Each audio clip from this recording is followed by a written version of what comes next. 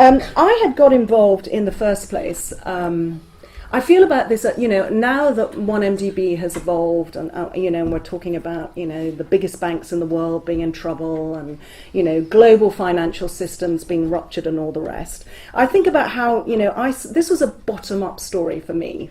And again, as a journalist, why did I get involved? It was because I could see that something was going really wrong for ordinary people who didn't have a voice. And they were the people from the place where I grew up, which was Sarawak, which until recently had one of the most precious jungle environments of immense beauty and scientific value that we should have taken care of. And it was ripped out, and there was no logical reason for the way that the Borneo jungle has been destroyed. No commercial good reason, no social good reason. There was only one possible motive, which was the rapid and explosive enrichment of a very small number of people, and of course Abdul Taib Mahmood was at the centre of that. I had started, I suppose, advocating the cause of people that I went up to visit upriver in the jungle, who were finding that they couldn't live anymore off the resources that they had once been able to live off, and they were getting none of the financial benefits whatsoever from the destruction of the rainforest. And nobody else was covering it.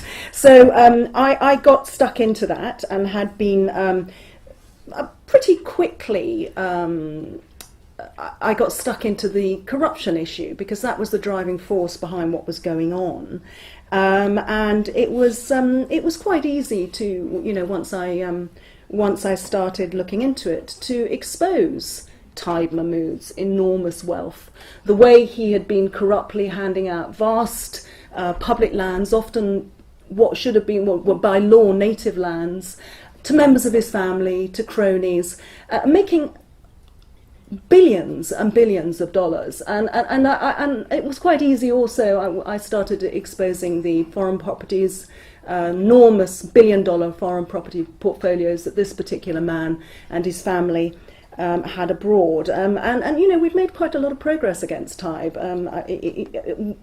In some ways, my project, and the radio project that went with it, we felt we were quite cutting edge. And social media had just arrived in Borneo and Malaysia, and had taken off like wildfire.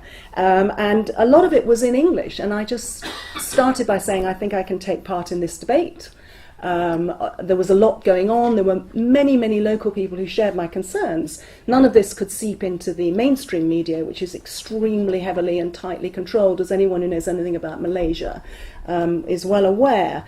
But the social media was free, and what I thought I'd do, as somebody who'd spent many years as a journalist, I would try to produce a more sort of disciplined, professional, approach to the way that I covered issues that other people were talking a lot about, but weren't perhaps necessarily taking the trouble to corroborate stuff, nail stuff, get the story banged to rights. And I was having a ball, actually.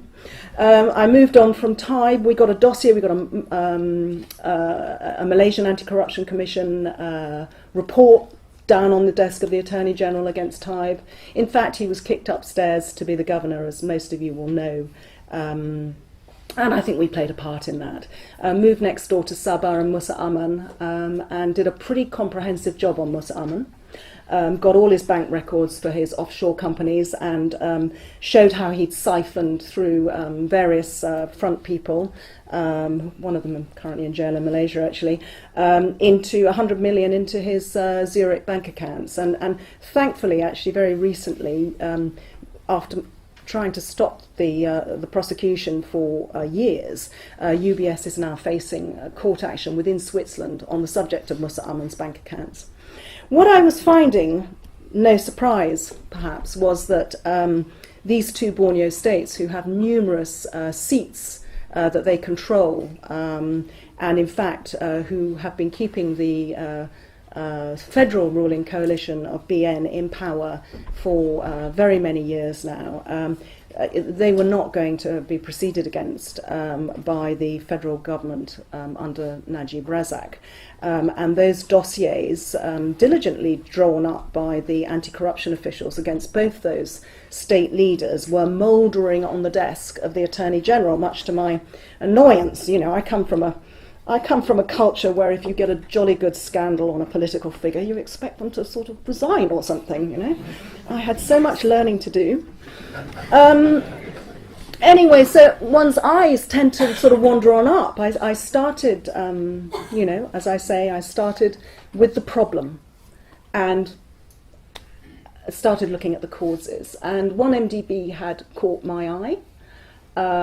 Everybody was talking about it as Najib's slush fund for the election, the 2013 election, not least because huge sums of money had been borrowed, supposedly for the development. There was total lack of transparency about where that money had gone.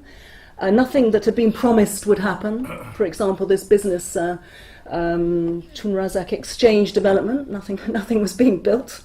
And yet, as we arrived at that 2014 period, the fund was billions of dollars in debt. And by the end of 2014, it had reached crunch time because it couldn't meet the debt repayments. So something was really very wrong. And so I just kept on, you know, I'd already got my hit, and I kept on sniffing away at 1MDB. Now, I'm jumping. The picture's jumping me ahead, but so I'll jump with it, which is to say that what I had discovered was that the first big mega deal that this development fund had got itself involved in was with this company PetroSaudi. It sounds as if it ought to be, you know, having petrol stations all over London, doesn't it? It's got a great name. But actually, who'd heard of it? Who were these people? We did a little bit of digging and found out that it was a bunch of sort of jet set guys, but who hadn't really done anything very much. There's Tariq. Actually, that's him on a yacht causing scandal in Turkey over the summer. Those girls later removed their clothing for the paparazzi. And this is Tariq's best friend, Patrick Marnie, who's the brains behind PetroSaudi, having fun with his friend, Lindsay Lohan. I don't know if you'd recognise her without me telling you who that was. So who were these guys? I also had a Sarawak angle to this because the only other thing PetroSaudi had ever done, apart from going to a joint venture with 1MDB that then didn't seem to do anything, was actually buy out one of Taib Mahmood in Sarawak's big company, UBG, you know, at a really good price. You know, Taib been trying to get rid of UBG for ages and then sold it off to PetroSaudi. And actually just after Joe Low had bought a big chunk of the company.